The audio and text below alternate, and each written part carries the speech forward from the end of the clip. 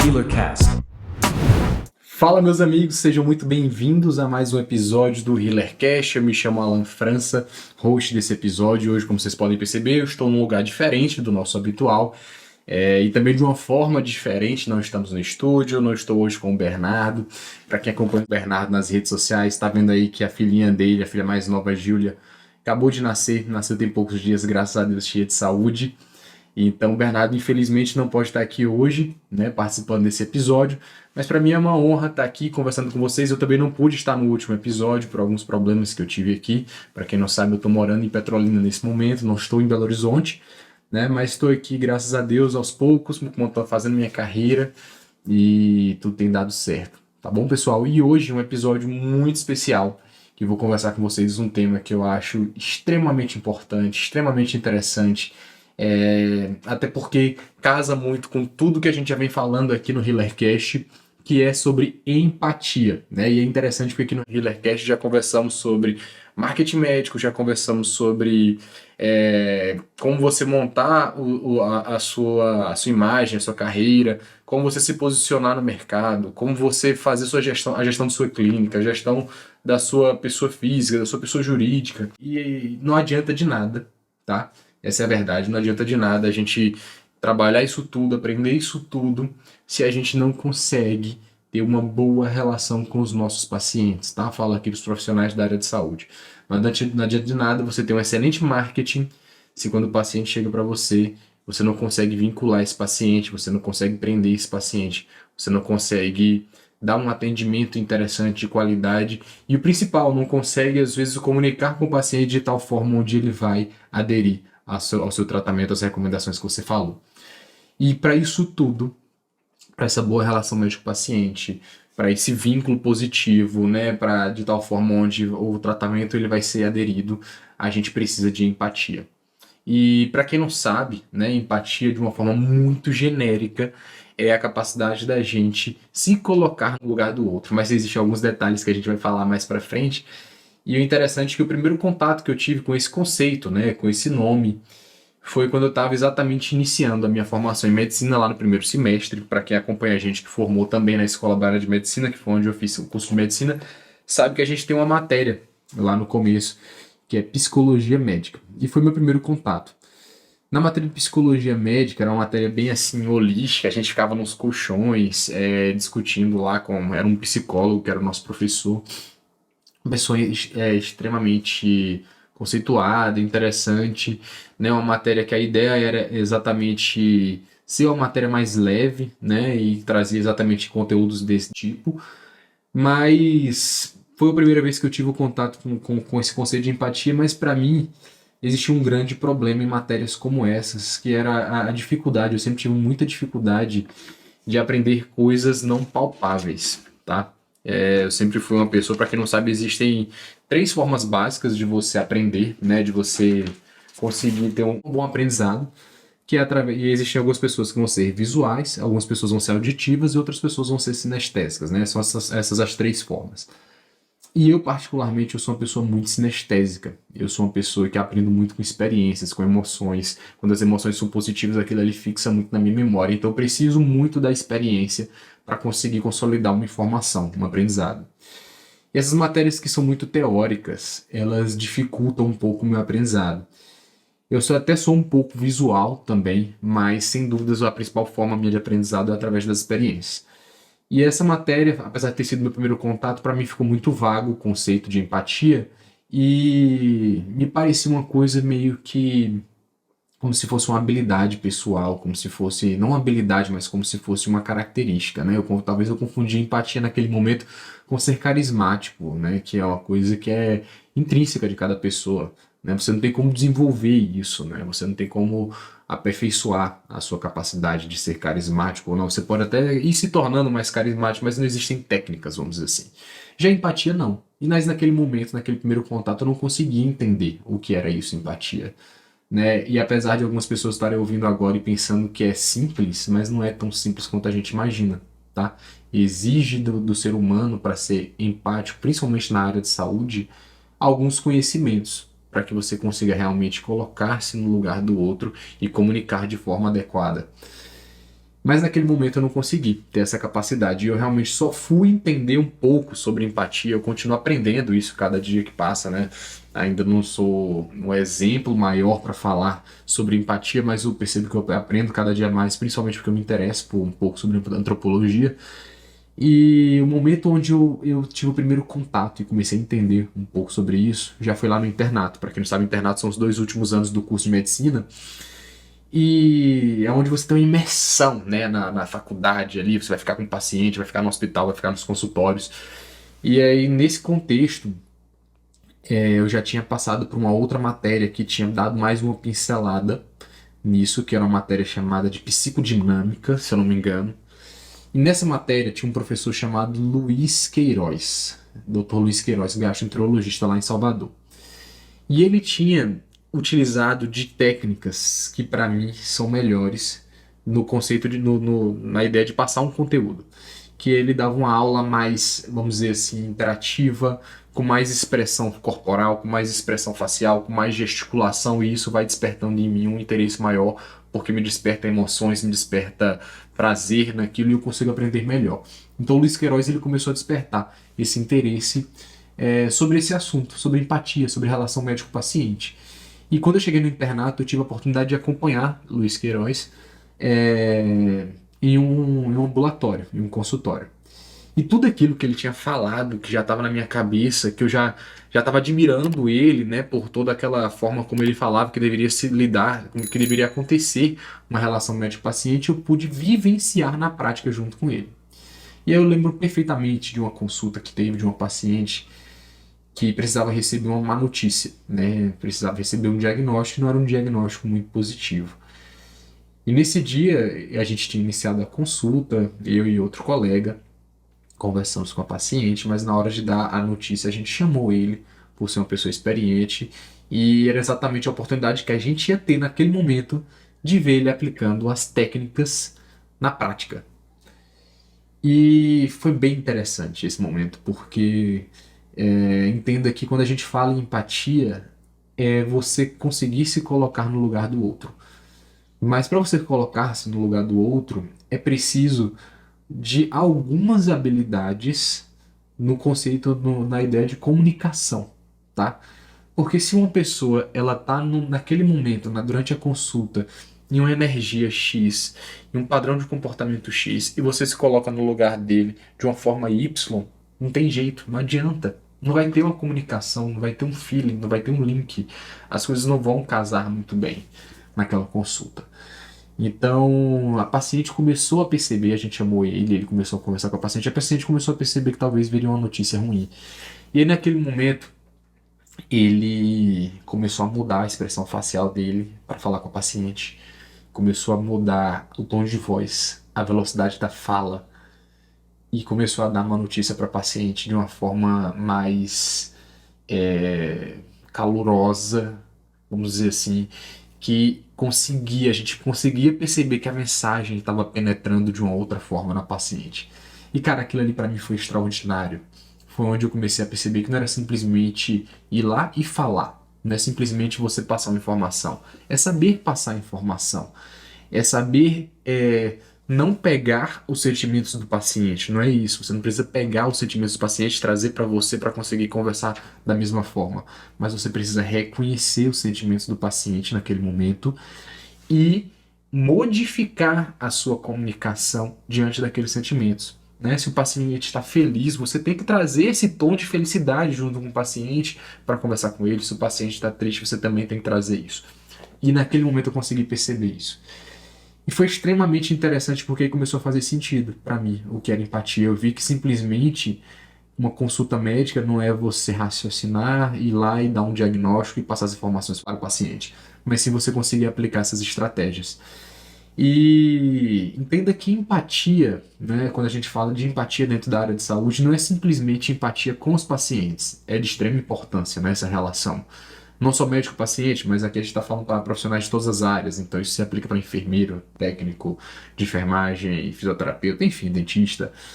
Mas é importante também exatamente essa empatia multidisciplinar entre os profissionais da área de saúde. Porque quando a gente tem uma comunicação positiva entre a gente, a gente facilita a transmissão da informação entre um profissional e outro, consequentemente, a gente consegue chegar a resultados melhores. Né? E isso se aplica em todos os contextos dentro da área de saúde, seja no hospital, no consultório. Sempre que você comunica adequadamente com outro profissional, quem se beneficia é o paciente, é o cliente final. Então a gente tem que ser empático também com as pessoas que estão ao nosso redor dentro da área de saúde.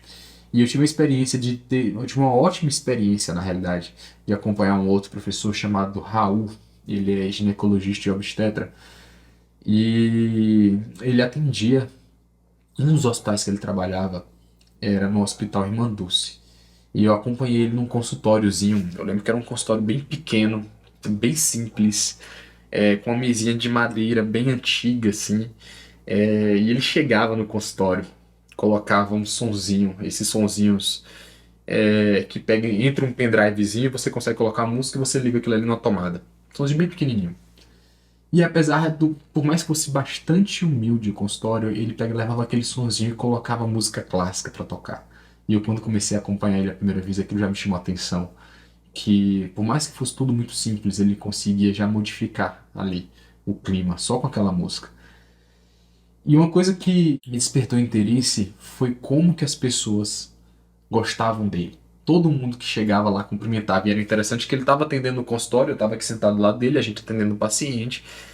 E todo mundo que passava, os funcionários que iam passando no consultório, técnicos, enfermeiras, secretárias, batia na porta, abria a porta e falava: Opa, doutor Raul, tudo bom? Ia lá e falava com ele. E eu ficava impressionado como que as pessoas tinham um carinho enorme, e às vezes entrava, abraçava ele quando eu não estava com o paciente, eu achava isso muito interessante. E como que isso facilitava também o ambulatório, o funcionamento do ambulatório, essa boa relação dele com os outros profissionais facilitava muito essa boa relação. E aí, em um determinado momento, a gente estava atendendo um paciente e uma dessas pessoas que bateu na porta para cumprimentar ele pediu para entrar. Ele fez: entre aqui. E aí a pessoa entrou, eu não lembro se era uma secretária ou uma técnica, não lembro, mas alguém que estava lá trabalhando no ambulatório. E ele fez: entre aqui, por favor. E a pessoa entrou. No que a pessoa entrou, ele fez assim: cante pra mim. Eu não entendi nada naquela hora que ele falou cante pra mim, eu fiquei esperando o que iria acontecer. E aí ele simplesmente baixou o olhar para baixo, fechou os olhos e aquela pessoa começou a cantar uma Ave Maria, tá? Uma Ave Maria cantado. E, cara, foi extraordinário. A pessoa cantava com uma voz maravilhosa e o paciente que estava no consultório achando aquilo extraordinário. E as pessoas que passavam, a porta estava aberta, parando para ver. Cara, que experiência. Que experiência legal. Ver uma pessoa valorizando alguém que está ali, que tem uma habilidade e exaltando aquilo, né? Imagino o quanto que para aquela pessoa não é interessante. Às vezes uma pessoa que não é cantor profissional, mas ele fazia questão de valorizar aquele dom que a pessoa tinha, aquela habilidade de cantar dentro do ambiente de trabalho. Então isso foi também uma demonstração assim exemplar de como ser empático com os colegas de trabalho. Valorize, né? Às vezes a gente fica muito preocupado em valorizar as nossas qualidades, quando que todos nós temos qualidades, então valorize a qualidade dos seus colegas, as pessoas que estão ao seu redor, se interesse genuinamente por, pelas habilidades, pelos os conhecimentos dos outros. E esses dois professores eles me deram essas ótimas oportunidades de entender o que era empatia. E por fim, né, falando da minha jornada como estudante, eu tive uma outra experiência também muito exemplar sobre empatia, que foi aqui em Petrolina. Eu fiquei 3 meses ou 2 meses e meio, algo assim, antes de me formar, fazendo um estágio de neurocirurgia aqui em Petrolina. E nesse estágio eu acompanhava, né, o chefe do serviço que me orientou nesse estágio, foi o Dr. Zé Carlos, que coincidentemente não, né, que inclusive por conta desse estágio hoje é meu atual chefe aqui em Petrolina. E eu sempre ouvi muito bem falar de Dr. Zé Carlos e quando cheguei aqui para acompanhar ele, eu entendi o porquê. Porque ele é uma pessoa que sabe aplicar isso com muita maestria. E eu achava interessante porque a gente fazia uma visita aos pacientes e essa visita acontecia tanto no hospital privado quanto no hospital público. E ele tinha uma capacidade de em todos os pacientes que ele passava, ele conseguia deixar uma sensação positiva naquele paciente. E geralmente era o seguinte, a gente ia de paciente para paciente, quando chegava um paciente, alguém passava o caso clínico, né? Falava, o paciente fulano de tal, tá internado aqui por conta disso e disso, tá esperando isso, fez cirurgia daquilo, tal.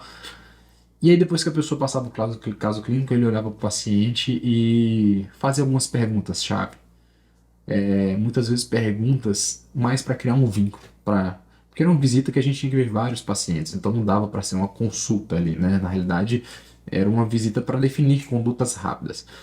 Mas ele fazia questão de criar esse vínculo com os pacientes. Ele fazia umas 2 ou 3 perguntas, ia lá, tocava no paciente e, de uma forma brilhante, ele conseguia toda vez, por mais que fosse rápido a cada passagem em um paciente, ele conseguia toda vez finalizar essa visita a esse paciente de uma forma alegre, fazendo uma piada, fazendo um comentário positivo, fazendo um comentário pertinente. Cara, era muito interessante isso, muito interessante. A cabeça dele, eu acho que funciona na realidade, de tal forma onde ele consegue já linkar, fazer links positivos. E isso é empatia, né? É você entender o contexto do paciente naquela hora e conseguir fazer esses links rápidos. A gente vai falar sobre isso. Então, conseguir fazer esses links rápidos, na hora que você faz esse link, você consegue gerar uma reação interessante ali no paciente. Então, foram 3 grandes exemplos na minha formação que me fizeram entender o que era empatia. E baseado nesses professores e em vários outros que também me ensinaram aos poucos, né, informações nesse intuito, que eu pude ir aplicando isso na minha vida como médico.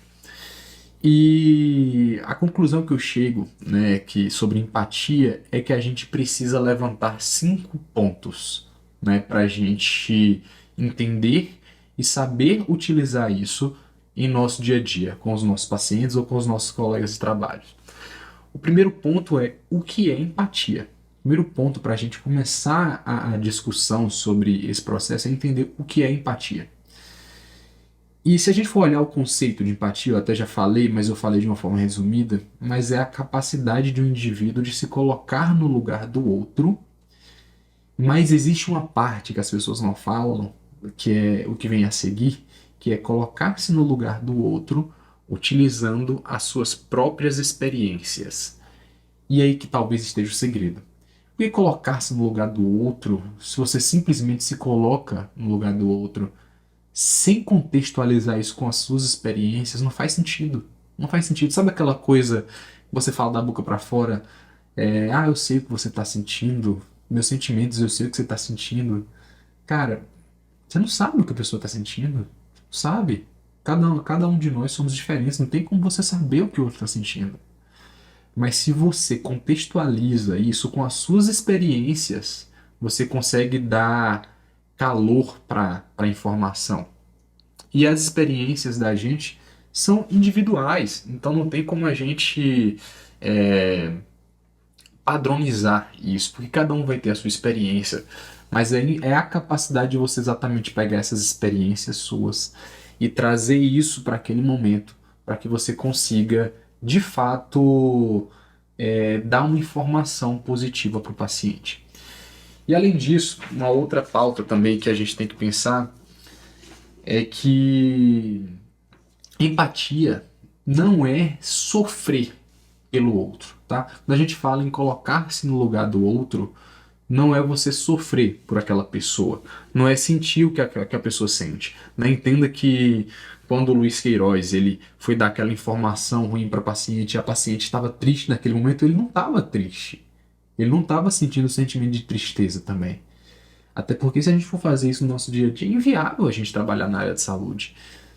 Mas ele conseguia trazer os elementos desse sentimento para a comunicação dele. Então isso é importante também, a gente sempre contextualizar isso. Então a gente não precisa sofrer junto com o paciente, mas a gente tem que compadecer, a gente tem que entender e aplicar isso na nossa comunicação. É até interessante porque existe um conceito, né, de personalidade empata, que é a pessoa que se coloca muito no lugar do outro e sofre, né, pelo outro. E é interessante que a gente faz consultório de neurologia, muitos pacientes nos procuram porque precisam de um psiquiatra, mas acaba vindo para o neuro porque às vezes tem preconceito de ir para um psiquiatra. Então a gente conversa muito com pacientes que passam por alguns transtornos psiquiátricos.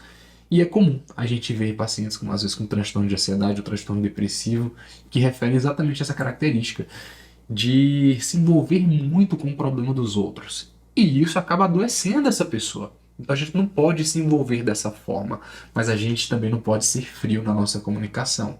A gente não pode simplesmente ignorar o sentimento do outro. A gente tem que reconhecer, se ajustar e se comunicar adequadamente com o paciente.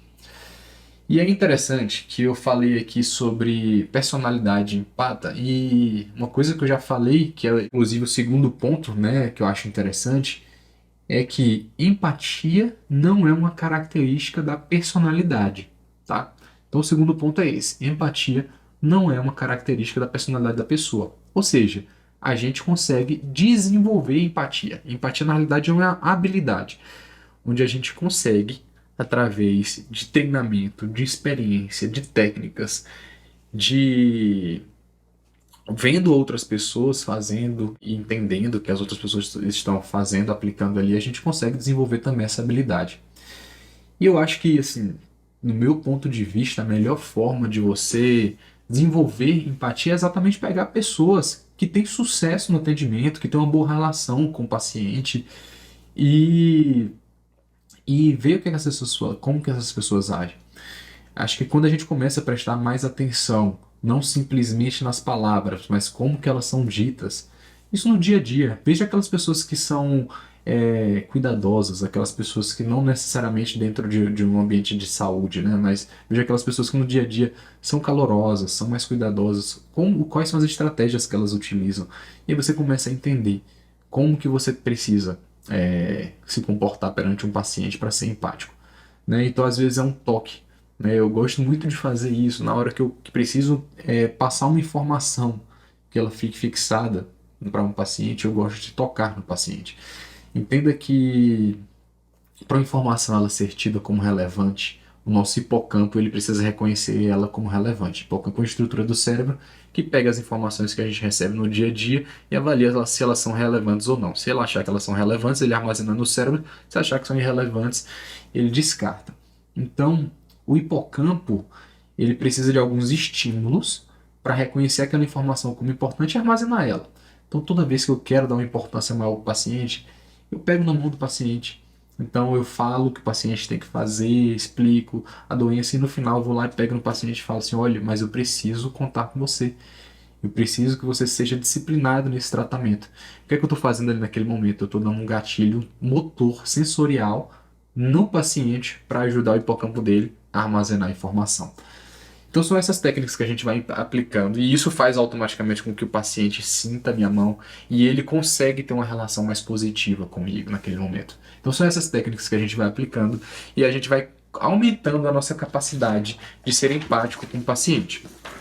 Um outro ponto que é importante é o seguinte: para a gente conseguir colocar-se no lugar do outro, que esse é o terceiro ponto, para a gente conseguir estar no lugar do outro, né, sentir os sentimentos do outro, não sentir na realidade, para a gente conseguir perceber os sentimentos do outro, a gente precisa ouvir o paciente, tá? Parece clichê, mas isso é fundamental. Não tem como eu reconhecer os sentimentos do outro se eu não dou um tempo, reservo um tempo para realmente ouvir o paciente. E ouvir de forma genuína, deixar o paciente falar, tá? É engraçado que às vezes o paciente ele chega no nosso consultório e na hora que ele entra, que ele abre a porta, eu olho para o paciente e eu já sei qual é o diagnóstico dele. Não querendo aqui parecer soberbo nem nada do tipo, mas é porque às vezes, por exemplo, o paciente tem uma paralisia facial e aí o paciente abre a porta do consultório e eu já vejo que é uma paralisia facial. E eu sei como que vai ser mais ou menos as queixas do paciente. Porém, eu preciso ouvir o paciente. Por que que eu preciso ouvir o paciente? Porque escutando o paciente que eu vou entender quais são as angústias, quais são as queixas, como que o paciente interpreta aquele problema. Às vezes o paciente acha que aquilo é um AVC e não é uma paralisia facial periférica, que é algo completamente diferente de um AVC. Então eu tenho que saber quais são as dúvidas. E não adianta eu simplesmente falar assim, ser prático. Olha, você está com uma paralisia facial, você vai usar isso, isso e isso, vai para casa, que isso vai melhorar com tanto tempo. O paciente não vai sentir confiança naquilo. Então, o primeiro ponto, eu preciso entender quais são as demandas. Então, empatia, o primeiro processo da empatia, que é o terceiro ponto que a gente está falando aqui, começa em a gente ouvir bem o paciente. E para a gente ouvir bem o paciente, a gente tem que reservar tempo, isso é óbvio. A gente tem que estar livre de preconceitos, tá? Porque se eu escuto o paciente carregado meu pensamento de preconceitos, eu já vou julgando e tomando decisões precipitadas. Então eu tenho que estar livre de preconceito e vou simplesmente ouvindo o paciente. Preciso também ser curioso, tá? É fundamental que eu tenha curiosidade de entender o paciente. Por mais que eu saiba o diagnóstico, eu preciso estar curioso para entender como que foi aquilo, porque é exatamente essa minha curiosidade que vai atiçar o paciente a ele falar aqueles dados que eu vou utilizar isso na minha comunicação. E esses dados são os sentimentos do paciente. Se eu não estou curioso para trazer de fato o que aconteceu ali naquele momento, eu não consigo pegar o detalhe, que é onde eu vou conseguir criar empatia pelo paciente. Uma coisa interessante é a gente estar aberto a escutar o paciente, né? A gente ouvir e estar aberto a deixar o paciente falar, tá? Às vezes a gente precisa interromper, mas as interrupções elas têm que ser certeiras, têm que ser objetivas para fazer com que o paciente ele traga a comunicação para onde eu quero, porque às vezes o paciente ele começa a falar que teve uma paralisia, que começou a sentir os sintomas de paralisia e tal, e vai desviando a conversa para coisas que não interessam naquele momento. E aí eu preciso sempre trazer esse paciente. Então eu tenho que ter uma escuta aberta, porém direcionada. E essa escuta aberta ela é tão interessante, sabe? Essa escuta de você realmente olhar no olho do paciente e prestar atenção no que ele está falando. Ela é tão interessante que a primeira vez que eu, como paciente, vivenciei isso me marcou eternamente. E isso foi quando eu tinha, sei lá, uns 13, 14 anos. Veja que interessante. Eu tinha asma na infância e aí fui numa pneumologista, aqui em Petrolina. Morava aqui em Petrolina, fui numa pneumologista aqui. Cara, eu devo ter ido umas 3 vezes nessa pneumologista, mas olha que bacana. E aí eu lembro que a primeira consulta com essa pneumologista, a gente sentou, tava com minha mãe começou a falar o que eu tinha, a minha história, que eu nasci, que não sei o que eu cansava quando eu era mais novo e que já tinha internado, tal, foi contando. E ela, muito empática com minha mãe e uma comunicação muito bacana. E eu sempre gostei de prestar atenção nisso. Eu já prestava atenção ali no jeito que ela falava. E aí, de repente, ela pegou, olhou pra mim, botou a mão no queijo e fez: "E você? Agora eu quero saber de você. O que é que você sente?" Cara, esse olhar dela no fundo dos meus olhos, perguntando o que é que eu sentia e o que é que eu tinha pra falar, eu nem tinha muita coisa pra falar. Mas esse olhar foi tão marcante que eu nunca esqueci desse olhar. Eu fui, deve ter ido umas 2 ou 3 vezes nela, nunca mais fui nela. Doutora Adriana Coelho, daqui de Petrolina, pneumologista. Mas foi tão marcante que eu encaminho o paciente para ela hoje. Hoje eu sou colega dela e encaminho o paciente para ela. Porque aquilo me fez ter a sensação de que ela é uma excelente profissional. Simplesmente pelo olhar profundo nos olhos. Simplesmente por ela estar aberta a ouvir um adolescente que talvez eu ia falar muita coisa ali aleatória, e que minha mãe já tinha passado as informações mais relevantes, mas ela estava disposta a ouvir, entender minhas necessidades, entender minhas dúvidas, entender os meus sentimentos e trazer isso de uma forma onde fosse uma experiência positiva para mim. Tá? A gente já falou algumas vezes aqui no HealerCast de trazer uma experiência positiva, tal. E isso faz parte da experiência positiva, né? Esse olhar com o paciente. E veja que foi muito, muito marcante, né, para mim esse momento. E aí, quando a gente está aberto a conversar com o paciente, olhar nos olhos e ouvir o paciente, a gente consegue trazer algo que realmente é onde está o segredo do negócio, que é a essência do paciente. Qual que é a essência daquele paciente? Qual que é o contexto? O que é que ele precisa, né, de fato? E é interessante que várias vezes, já aconteceu isso várias vezes comigo, de eu estar atendendo um paciente, o paciente ter queixas completamente não conexas, queixas completamente inespecíficas, e onde eu vou tentando Meu cérebro vai me sabotando, vai me tirando da escuta e vai tentando já fazer um raciocínio clínico. E eu não consigo raciocinar. Eu vejo que as coisas não vão linkando. E aí o que é que eu faço? Eu paro de tentar raciocinar, no caso clínico do paciente, e deixo o paciente falar mais. Aí eu vou deixando o paciente falar. E eu vou guiando essa fala dele. Vou guiando, vou guiando, vou guiando. E aí quanto mais eu guio o paciente, aí mais vai me levando para uma coisa que eu não esperava. Que muitas vezes é uma ansiedade, uma depressão. Às vezes o paciente só queria ali realmente um pouco de atenção. Isso é muito comum. O paciente ele tem queixas bem específicas, mas por quê? Porque aquelas queixas elas não são valorizadas pelos familiares dele, e aí aquilo ali vai se tomando uma proporção muito grande e ele precisa de um médico simplesmente para que alguém escute esse paciente. Então isso é interessante, e aí você vai é, dando um diagnóstico completamente inesperado. O paciente chega com dor de cabeça e você, no final das contas, você dá o diagnóstico de ansiedade para o paciente. Por quê? Porque você teve paciência de ouvir genuinamente, de ouvir abertamente aquele paciente e aí conseguiu traçar um raciocínio mais interessante. E aí vem o quarto ponto, né, que está bem linkado com isso, que é quando a gente consegue ouvir, né, o paciente abertamente, livre de preconceitos, com curiosidade, com tempo. Óbvio que às vezes é difícil a gente conseguir fazer isso tudo, principalmente ter um tempo grande. A gente começa a fazer as conexões. Essas conexões, dentro da medicina, a gente chama isso de raciocínio clínico. Entenda que parece que isso não faz parte da empatia, mas faz muito, tá? Empatia faz parte na realidade, raciocínio clínico faz parte da empatia. Né? É impossível ser empático com o meu paciente se eu não traçar um raciocínio clínico em cima dele. E o que é raciocínio clínico? Raciocínio clínico é basicamente eu pegar as informações do paciente, pegar todo o meu conhecimento, né, desde anatomia, biologia molecular, tudo aquilo que eu aprendi na minha formação, bem como as minhas experiências com outros pacientes, e em cima disso eu entender o problema do paciente e gerar uma hipótese diagnóstica, gerar uma possibilidade de diagnóstico para aquele paciente, e após isso eu definir uma conduta. Então, essas conexões cerebrais que elas precisam ser feitas no processo de empatia, entenda que além da hipótese diagnóstica, eu tenho que também trazer quais são os sentimentos, as angústias presentes nesse diagnóstico.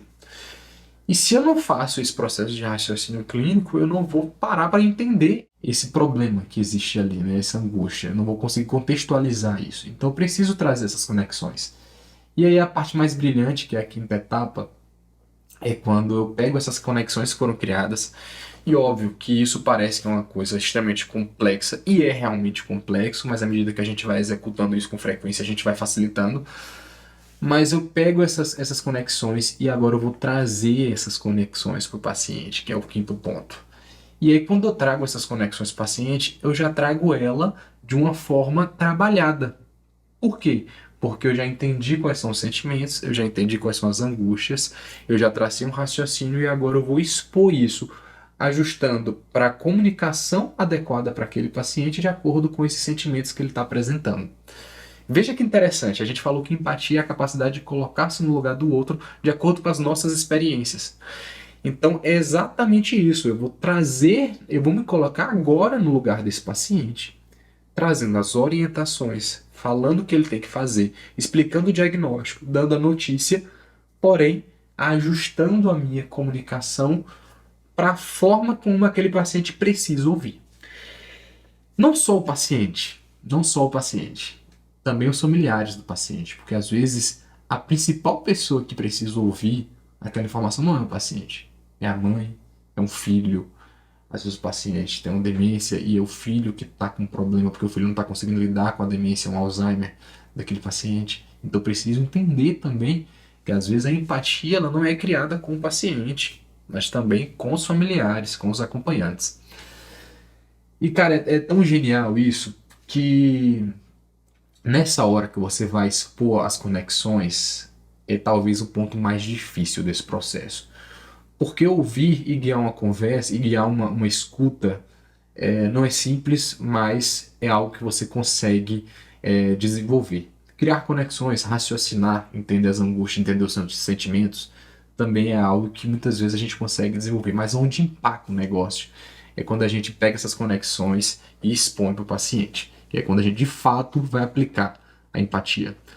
Por quê? Porque isso demanda algumas habilidades, né? Algumas habilidades de comunicação. Até porque eu vou precisar agora gesticular, eu vou precisar ter uma expressão facial, eu vou precisar ter um tom de voz e ter uma linguagem, né, verbal mesmo. Entenda que a gente está falando de comunicação verbal e não verbal, de tal forma que isso contextualize com o paciente. Então, o primeiro passo é entenda que se o paciente está num ponto positivo, você vai ter que ter uma voz mais alta, mais acelerada, mais enérgica. Se o paciente está mais triste, é um tom de voz mais baixo, mais pacato. Se o paciente ele está inseguro, né, naquele momento, você vai ter que muitas vezes trazer pontos que vão dar segurança para o paciente. Isso às vezes é como eu falei, com um toque de mão, com um tom de voz mais cauteloso, mais pausado, mais explicativo. E isso tem que estar sempre linkado com a sua comunicação não verbal, com a sua comunicação corporal. E uma coisa que eu particularmente gosto muito de fazer é pegar um papel e uma caneta, porque aí eu não dou dúvidas para o processo. E geralmente, quando eu faço isso, eu percebo que o paciente ele entra no processo. Porque lembra que eu falei que o aprendizado ele pode ser verbal, ele pode ser visual, auditivo ou sinestésico. Então, eu dou o auditivo com a minha fala, eu dou o sinestésico com as emoções que eu passo para o paciente, que são exatamente as emoções que ele está sentindo, eu trago elas à tona e eu trago o visual no papel e na caneta. E cara, essa combinação é perfeita. Quando eu pego papel e caneta e eu começo a traçar essas conexões, o raciocínio que eu fiz, eu começo a traçar ele no papel, por mais simples que seja, cara, por mais que o diagnóstico seja muito simples do ponto de vista médico, faça isso. Pega o papel e a caneta e você começa a traçar. Olha, você chegou aqui, exemplo, né, da paralisia facial que eu falei. Você chegou aqui com paralisia facial. E o que é isso? Colocar uma paralisia facial. Desce uma setinha, desce dois pontinhos. A paralisia facial, ela pode ser causada por conta disso, daquilo. Aí, outro ponto. Quando que ela acontece? Qual é a faixa etária? E você vai traçando, fazendo tipo um mapa conceitual. Ou você pode fazer desenhos. Enfim, eu gosto muito da ideia de mapa conceitual, que a pessoa vai entendendo, né? Eu coloco lá o que é, por que acontece e como trata, quais são as possibilidades diagnósticas, por que não é AVC, aí eu explico a diferença de um AVC e todas aquelas conexões eu vou colocar no papel. Quando eu faço isso, eu consigo que o meu raciocínio seja passado para o paciente. E quando eu passo o meu raciocínio para o paciente, ele passa a raciocinar que nem eu. E aí eu não dou brecha para nada. Porque o paciente raciocinando que nem eu, ele vai chegar às mesmas conclusões que eu cheguei. Ele não tem como chegar a uma outra conclusão que não seja a minha, porque agora o raciocínio nosso é igual. E eu fiz isso através do papel. Papel, caneta, comunicação verbal, comunicação corporal, expressões e emoções. Então, quando eu faço isso, a conclusão nossa vai ser a mesma. E às vezes é interessante que a gente consegue chegar às conclusões juntos. Lá no papel, a gente vai chegando e aí o paciente vai falando, cara, ele vai falar isso então, né? Essa é a conclusão. E aí eu chego à conclusão. E aí não sou mais eu que estou falando para o paciente o que é que ele precisa fazer. Agora, o paciente, ele entendeu o que é que ele precisa fazer. O paciente, ele entendeu quais são as recomendações de fato e ele absorveu aquilo ali para ele. E na cabeça dele está muito claro, porque o raciocínio foi desenhado. Porque eu podia muito bem chegar para o paciente e falar assim, olha, você está com paralisia facial, você vai ter que tomar isso daqui. Mas, cara, ele não entende por que ele está tomando aquilo. E agora não, agora ele já entende. Se eu tracei esse raciocínio junto com ele, ele entende perfeitamente.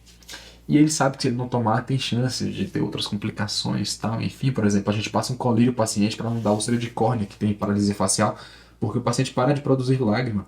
E aí quando eu explico que o nervo facial ele emite o ramo, que é responsável por produzir a lágrima, e esse ramo ele não está funcionando adequadamente, não produz lágrima, e por conta disso, se ele não utilizar, o olho ressecado pode evoluir com uma úlcera.